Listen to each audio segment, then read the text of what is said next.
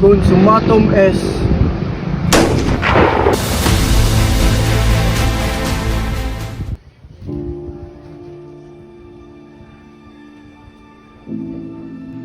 Aray!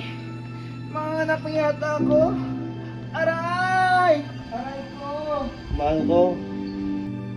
Aray ko! Mahal ko. Masyado.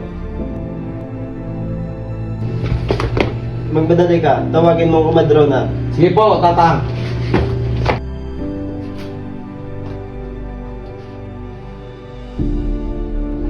Aray! Sige pa! Aray! Sige pa! Judura! Iri! Aray! Isa! Dalawa! Ayan na!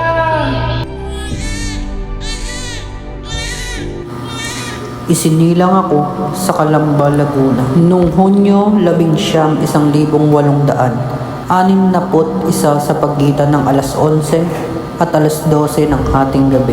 Ng aking ina na si Teodora, ang aking kapanganakan ay muntik ng ikasawi ng buhay ng aking ina dahil siya ay nahirapan sa laki ng aking ulo. Sa ngalan ng pag-ibig at pagmamahal sa mundo, ikaw ay si Jose Protasio Rizal y Mercado, o tatawagin Pepe, na magiging tanda ng kaligayahan at pagmamahal.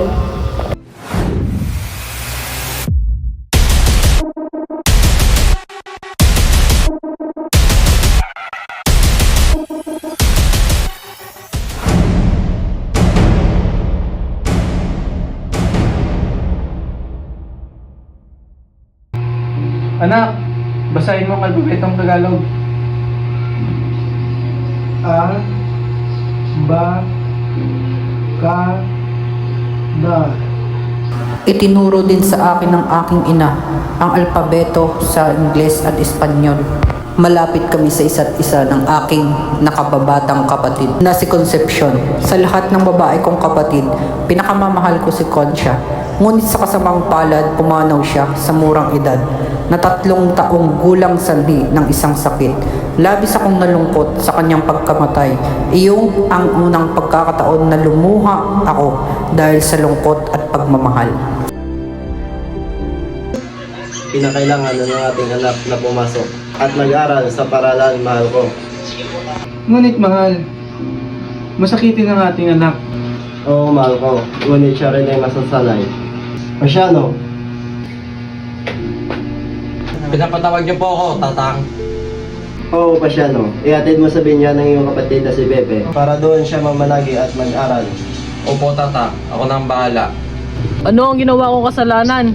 Mamamatay na ba ako sa mundo na walang saysay? Diyos ko, walang katarungan sa mundong ito. Padre, ako ay iyong patawarin sa aking gagawin sa iyo. Pinapatawad na kita, anak. Gawin mo na ang pinag-uutos sa'yo.